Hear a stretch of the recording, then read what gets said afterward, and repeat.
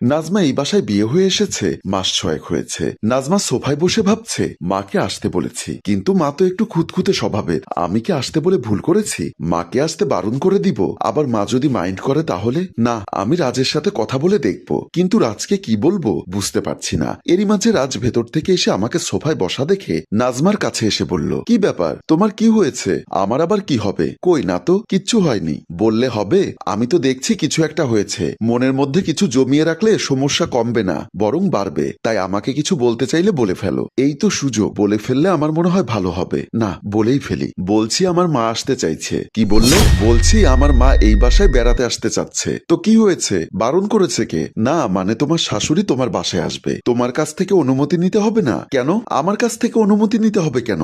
সে তার মেয়ের বাসায় আসবে, এতে অনুমতির কি আছে আমি বুঝলাম না। কিন্তু পরে আমাকে কোনো দোষ দিতে পারবে না, তা আমি বলে রাখলাম। এতে দোষ দেবার কি আছে? তোমার মা কি সারা জীবনের জন্য চলে আসছে নাকি? তোমার মা তো কদিন বেড়াতে আসছে। বলছি মায়ের স্বভাব কিন্তু একটু খুঁতখুঁতে, মা গ্যাঞ্জাম পছন্দ করে না। তাই বলছিলাম মায়ের সাথে কেউ গ্যাঞ্জাম করবে না, আমাদের বাসায় তো গুড়াগাড়া নেই। ঠিক আছে, আমি তাহলে কাল মাকে আসতে বলি। হ্যাঁ বলে দাও। আমি অফিসে চলে গেলাম। ওকে, মাছ মাংস সব আছে তো? কোনো কিছু আনতে হবে না? সবকিছুই আছে, যদি কোনো কিছু লাগে তাহলে আমি তোমাকে বলে দিব। ঠিক আছে, আমি অফিসে গেলাম। নাজমা ভাবছে না, এবার মাকে আসতে বলে দেই। নাজমা ভেতরে চলে গেল। রাতে রাজ বিছানায় বসে আছে আর ভাবছে কি ব্যাপার, সবার খাবার দাবার তো মনে হয় হয়ে গেছে, নাজমার কি এখনো কাজ শেষ হয়নি? এত দেরি করলে মনের পরিবর্তন হয়ে গেলে তখন উল্টাপাল্টা হয়ে যাবে। 7-5 ভাবতে ভাবতে নাজমা হাত মুছতে মুছতে রুমে প্রবেশ করে দেখে স্বামী রাজ বিছানায় বসে আছে। নাজমা রাজের পাশে গিয়ে বসে পড়ল। একটু দেরি হয়ে গেল, রাগ করলে বুঝি? না, রাগ কেন করব?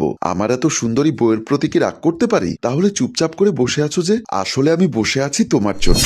আমার জন্য মানে কি? তোমার কি কিছু বলার আছে? তাহলে বলে ফেলো। কালকে তোমার মা মানে আমার শাশুড়ি আসবে। কেন? এই কথা কেন জানতে চাইলে? তুমি জানো না আমি তো তোমার কাছ থেকে অনুমতি নিয়ে তারপর মাকে বলেছি। না মানে এমনি আসবে কিনা জানতে চাইছি তোমার কাছে, অন্য কিছু না। শোনো, আমার মা তো মাত্র কয়েকটা দিনের জন্য আসছে, ওনার যেন কোনো সমস্যা না হয় এই বাসায়। তোমার বাবা বোনকে একটু তুমি বলে দিও। আমি বলতে গেলে তো আবার ওনারা অন্য কিছু মনে করবে, ওটা নিয়ে তুমি কিছু মনে করো না। আমি ওদের বলে দিব যাতে তোমার মায়ের সাথে ওরা কথা না বলে। কি কথা বলবে না মানে? না মানে অতিরিক্ত কথা যেন না বলে সেটা বলে দিব আমার বাবা ও বোনকে, এটা বলতে চাচ্ছিলাম। ঠিক আছে, তাহলে ঘুমোই, কাল সকালে অনেক কাজ।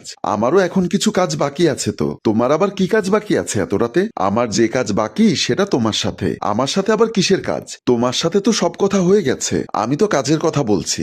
রাজ নাজমার গায়ে হাত দিয়ে বুকে টানতে চাইলে বলল, ও এই কাজের কথা বলছো? কটা দিন না করলে হয় না? বিয়ে তো করেছি, বউ পাশে থাকলে কি কাজ না করে থাকা যায়? 2-1 দিন বাদ দাও না। না তা আমি পারবো না, তুমি জানো না আমি তোমাকে ছাড়া থাকতে পারি না। রাজ নাজমাকে বুকে টেনে নেয়। নাজমা ও রাজের বুকে মুখ লুকায়। সকালবেলা ভেতর থেকে একটি পত্রিকায় চোখ বুলাতে বুলাতে কাসুমুল্লা সোফায় বসে এক মনে পত্রিকা পড়ছে। গায়ে একটা বাবা গেঞ্জি, কাঁধে একটা গামছা পরে আছে। একটু পরে কলিং বেলের শব্দে কাসু উঠে গিয়ে দরজা খুলে দিলে দেখলো পরিপাটি সাজগোজ করা একজন ভদ্র মহিলা দাঁড়িয়ে আছে। কাসু বলল, কাকে চাই? রোজি আফসারি কোনো কথা না বলে কাসুকে একটা থাপ্পড় মেরে দিয়ে বলল, বাসার চাকর চাকরের মতো থাকবে, কাকে কি বলবে তোমাকে শেখায়নি? কি বললেন? আরেকবার বলেন। চাকরকে চাকর বলেছি। মহাভারত অশুদ্ধ হয়েছে? বেশি বাড়াবাড়ি করলে আর কয়েকটা দিব।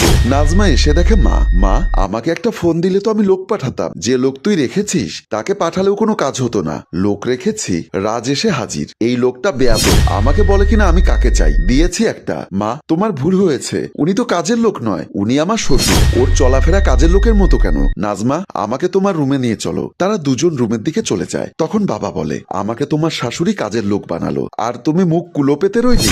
বাবা এই নিয়ে পরে কথা বলবো, তোমাকে তো বলেছি একটু ভালোভাবে চলাফেরা করতে, তুমি এসব কি পরে আছো? বাবা আমি আমার শাশুড়ির সাথে কথা বলে নিব, রুমে যাও। রাজ নিজের রুমে চলে গেল। বাবা চোখ মুছতে মুছতে চলে গেল।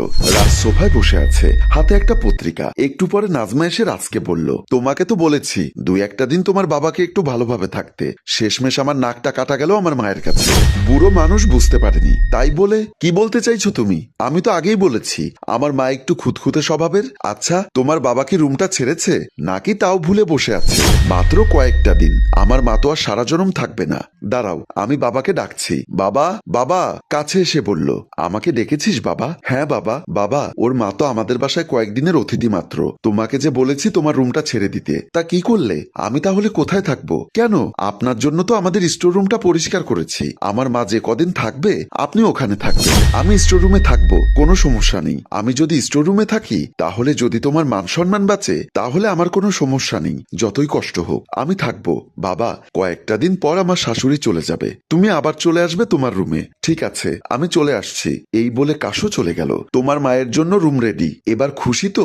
রাজ বাহিরে চলে গেল। পরদিন দুপুরবেলা নাজমা তার মায়ের জন্য টেবিলে খাবার সাজিয়ে রেখেছে। সবকিছু ঠিকঠাক করে মাকে ডাক দিলে মা খাবার টেবিলে এসে বসে দেখলো বেশ কিছু আইটেম করেছে। মা আইটেম দেখে মহা খুশি। নাজমা মায়ের প্লেটে ভাত বেড়ে দিচ্ছে। এমন সময় কাশো মানে রাজের বাবা এসে চেয়ার টেনে খেতে বসে বলল, বৌমা আমার খাবার দাও। কিরে মা, আমি এই সমস্ত লোকের সাথে খাবার খাবো? তুই কি আমাকে অপমান করার জন্য আসতে বলেছিস?